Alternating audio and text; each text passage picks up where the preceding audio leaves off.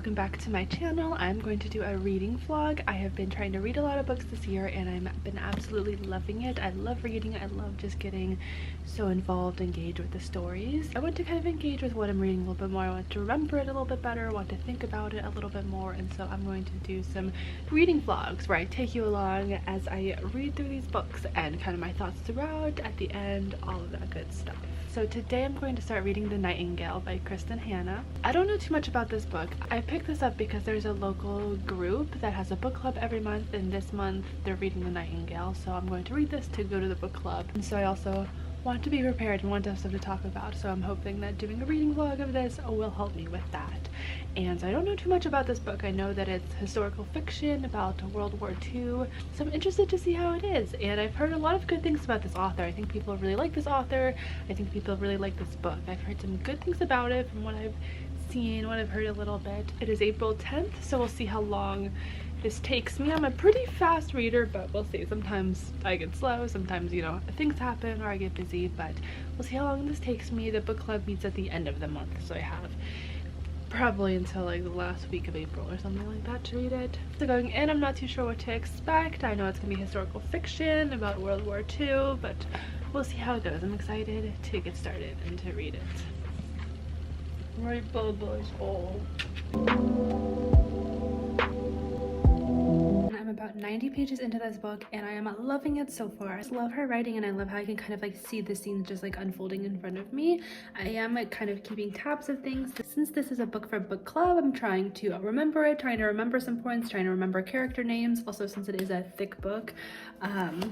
So yeah, just trying to keep engaged with it a little bit more, and I'm really excited to see how this goes. We're on like page 88 and France has surrendered to the Nazis, so we'll see how that goes. Now the Germans are in their town killing people. I'm also just like so,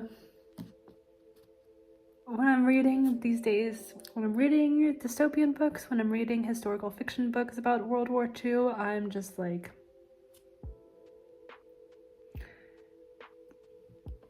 this all feels a little too familiar. And so I like to read about how people kind of cope with it and deal with it, and how stories go and how people live through these times, because I'm trying to draw some inspiration, trying to see what might be in store for us. So we'll keep going. I'm about 200 pages into The Nightingale and I just keep thinking, like, my mind is just swirling. We just kind of found out that Isabel is the person who is in Oregon with her son Julian. I mean, I think it's Isabel, like all the signs are pointing there because she's the one who went to Paris to, you know, help kind of with the revolution, try to get communications across, and it's crazy. And Captain Beck and the Germans are taking over Vianne's house. It's really making me think a lot about what people are doing now and how we're kind of reacting to our government now, and how scary it is to be in these situations, how people react in different ways. People will say a lot but not do as much, or, you know, various things. And this book, I'm really enjoying this book. I have read like 200 pages like in about like a couple days, and the way that Kristin writes is just really engaging. I can't put it down, and I'm like putting in so many post-it notes of it, just trying to like remind myself like, oh my god, this happened, thinking about this, making these connections here and there. It's giving me a lot to think about, a lot to reflect on as a person, as a society, you know, thinking about history repeats itself, and wow. And I can really, I mean, Kristin writes in a way that really just like puts me in there, and like I'm seeing it. It feels like I'm seeing it just like unfold in front of my very eyes, which is crazy. I'm about 300 pages in now. I cannot believe like Isabel's dad actually turned out to be working for the resistance, even though she thought he was working for the Germans. She, you know, hiked through the mountains to get the pilots to Spain. This book has just been making me think. I've been taking like a lot of notes and things. I love that it is so long because I don't want it to end. I love being engrossed. I love being engrossed in the story, and I'm so glad I'm only like halfway through. I've read about 400 pages so far in this, and oh my god, I am so shocked. So much has happened. I cannot believe that, you know, Vianne killed Beck, and now she has another German staying at her house, but that German is definitely very different from Beck. And I think it's really interesting to think about the levels of enemy and like how you can have like good people carrying out these heinous acts of war. In certain ways, people like making a lot of excuses for yourself. And finally, Isabel and Gaten became intimate. They have been kind of playing back and forth with each other. It's been a slow burn with that, and I think they do realize that, you know, it's during war, so every time they say goodbye, they are saying goodbye, because there's a very high chance that one of them or both of them will be killed because of what they are doing and how they are working with the resistance. And thinking about, Isabel has a quote: "Now she knew how fragile life and love were. Maybe she would love him for only this day, or maybe for only the next week, or maybe until she was an old woman. Maybe he would be the love of her life, or her love for the duration of this war, or maybe he would only be her first love.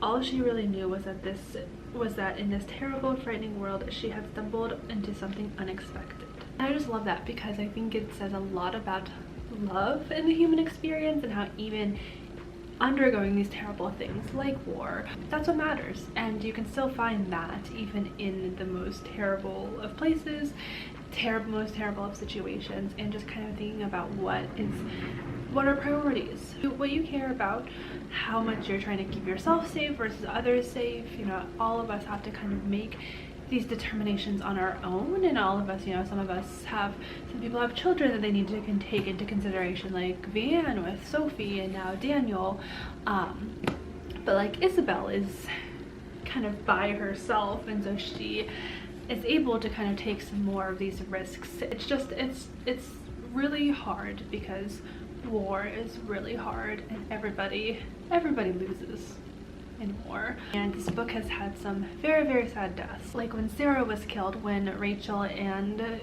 Sarah and Ari were trying to cross the border. That was so sad, and it really highlighted too how, like, in these times they don't even get a chance to grieve. They don't even get time to grieve, because Rachel had to take care of Ari. She had to go and hide for herself, which she ended up being deported like anyway. And I love some of the back and forth between like 1940 and 1995, where I believe it is Isabel. They've been dropping a lot of clues, and it's pointing toward Isabel, even though no one has actually said a name. But Isabel being in Oregon in 1995, being moved out, how her son Julian just doesn't really know all of this about her, and about how she was the Nightingale, and she helped all these airmen to safety, and the Nazi regime was really looking for her because she was kind of assisting them. And as far as her son knew, and during his life, she was just kind of like going along with whatever her husband said, and kind of playing just like standard mother role. And she was kind of thinking about how like her son doesn't really love all of her, doesn't really see all of her and who she is, and part of that is because she just hasn't told him, and because she wanted to bury all of that trauma and everything that she had to do and did do to survive. But that's also an interesting thing about how like children view their parents, and you know, a lot of times we just put our parents into these parental figure roles, but they are really whole people themselves as well, outside of being parents. Thinking about kind of what that looks like. And I know growing up, as I've gotten older, I've realized more so like, oh, my parents are not just my parents, they're also like people in the world, and pretty cool people in the world. And that's kind of interesting to grow up and realize a little bit more, and start to see like how much your parents are just like people.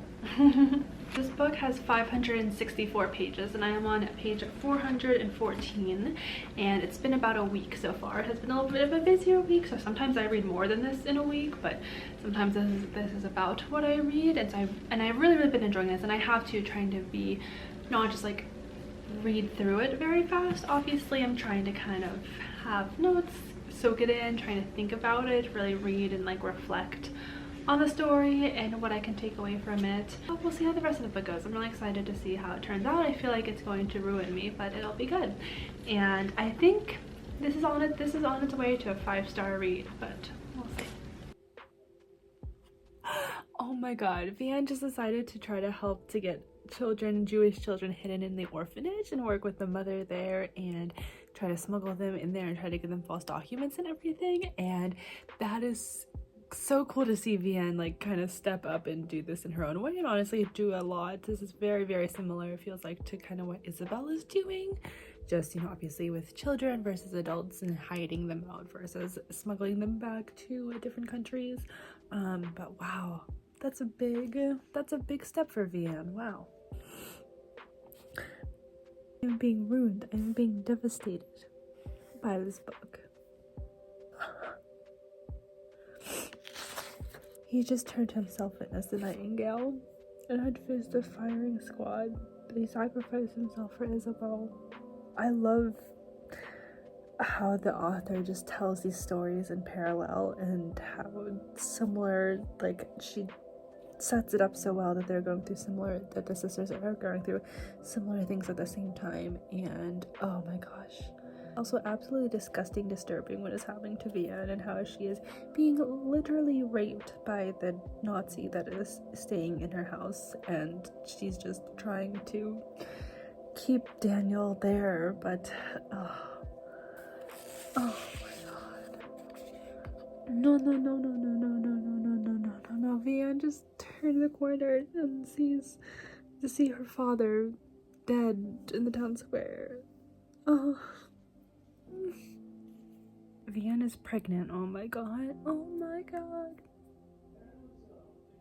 The German soldiers have left, which is amazing. So glad. But Vianne is pregnant, which is just disgusting and terrible, and I hate that. Also, I'm now 500 pages in, and I also haven't moved in quite a while. I've just been sitting in this same spot reading this book because I can't stop. Antoine is back. Oh my god. I'm so close to finishing this book, but now I'm wondering if the person in Oregon is Vianne, and the baby that she's pregnant with is going to be Julian, but because I thought it was Isabel at first with like how things were going, and I think they've intentionally kept it vague so that we don't really know until the end of the book. But I was thinking it was Isabel, but she seems pretty sick, and since Vianne is pregnant again, now I'm like, I don't know. It is Vianne in Oregon because Isabel died. And Sophie died from cancer.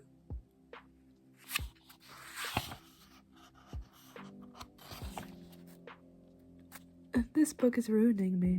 It has now been a few days since I finished this book, and I also cut my hair in between then and now because this book emotionally disturbed me so much that I needed my hair gone. I've been thinking about this book a lot since I finished it, which I don't always find myself thinking about a book like this much after I finish it. This book was so good, and I've been thinking about so many different things, so many different themes from the book, and a lot about like what I would do in certain situations, and just kind of thinking about like what's important in life, and like family and friends, and your duty to strangers and obligations for like protecting each other. Overall, I gave this book a 5-star rating. I really enjoyed this, and it just felt so complete and detailed and has kept me thinking about it afterwards, so this is definitely a 5-star read for me. I really enjoyed this book. Some things I thought a lot about while reading it were, number one, like female friendships, female relationships, the role that women play in society and also in war, and how different people do different things, how different people react to the same situation in different ways, how they go about it in different ways, but that are also kind of similar, like Isabel and Vianne, with how they both took different approaches to the war and the Germans coming into their town and the Nazis taking over, but they also both helped people and protected people and did the rebellion in their own ways. And maybe it took, you know, Vianne a little bit longer to get there than it did Isabel, but she got there and she saved so many children. And just thinking about like the relationship between them as well, because they didn't want to tell each other kind of what was going on, even though they were doing the same thing, because they wanted to protect each other. How the relationship has been, and how childhood was, and how, you know, their age gap as well as sisters being like 10 years apart, how that has played into things, and how Vianne kind of felt like she just couldn't care. She couldn't be a mother to Isabel when they were young, but Isabel needed her because their dad had abandoned them, had kind of just dropped them off.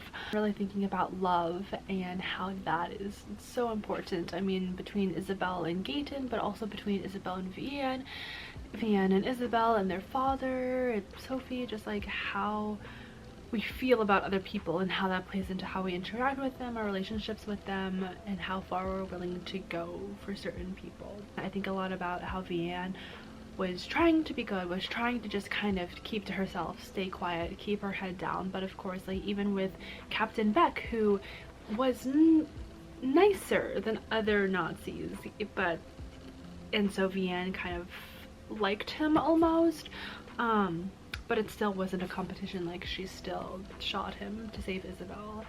And also just the whole character of Captain Beck is so interesting, because we really think about, you know, in times like these, and especially in World War II, like being a good person, how good people, how they can go down these paths, how they can want to get power, how they can be kind of put into positions of power and then not want to let it go. And you know, we think a lot about World War II and the Holocaust, and how, you know, they say, oh, it didn't start with concentration camps, it didn't start with gas chambers, it started with all of these little steps before then, and people being afraid and keeping their head down, and that's how it kind of got let to get to that point.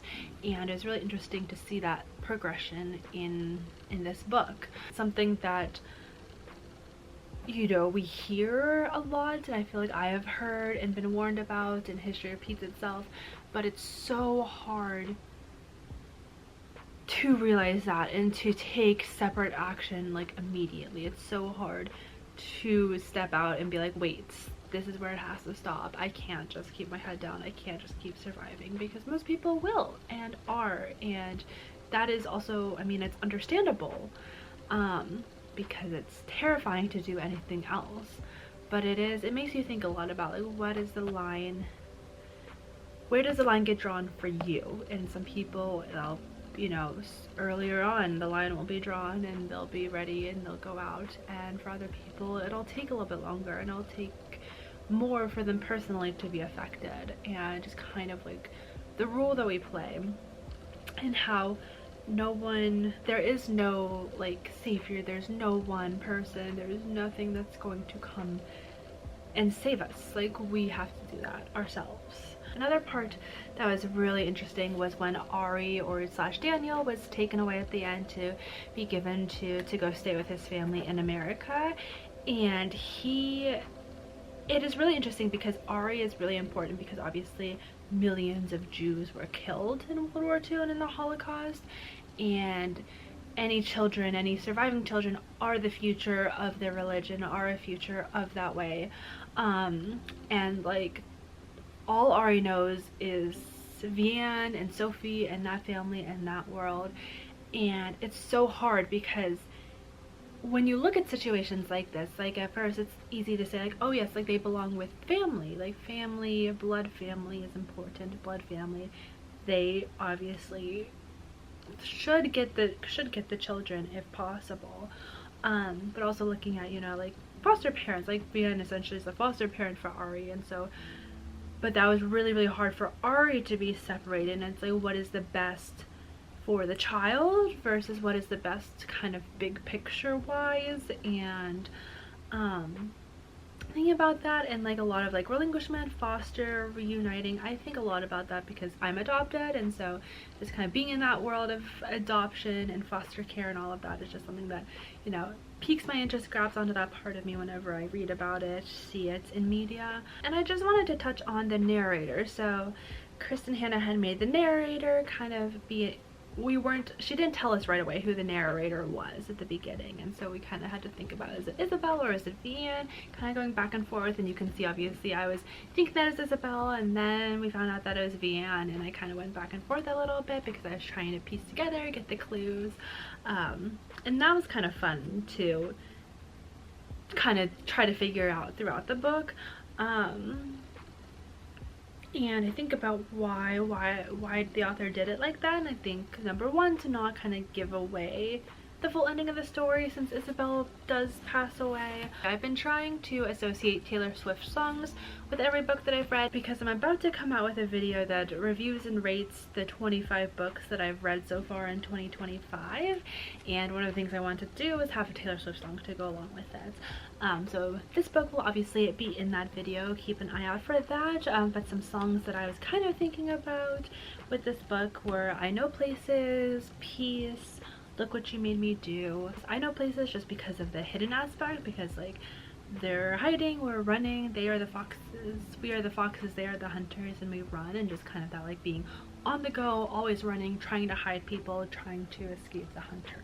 Piece just kind of makes me think about like Isabel and Gaten, about Van and Antoine, and just like how war just has affected all of them so much, and how like this will be carried with them for the rest of their lives. And Piece is kind of so far gone from them in their lives at this point, and they're trying to kind of find a reconnection and find these relationships and foster these relationships even after this devastating war. Look what you made me do. I mean, obviously from Isabel's point of view there, and just kind of being like, look, I snapped. You pushed me and I snapped, and you made me do this. I definitely recommend this book to everybody. Historical fiction is not my go-to and not something that I usually pick up, and so I probably would not have picked this up if it hadn't been for the book club that I'm going to at the end of the month. But I'm so glad that I ended up reading it, because it is so good, and Kristin is an incredible storyteller, and so even if historical fiction isn't usually your go-to, I would still recommend this book because it's so good.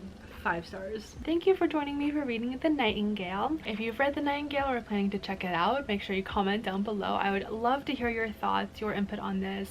Would love to talk about this book with more people, so definitely leave a comment down below, give this video a like, subscribe. Make sure you subscribe to my channel so that you will see my 25 books that I've read in 2025 so far. Thanks for watching, and I'll see you in the next one. Bye guys.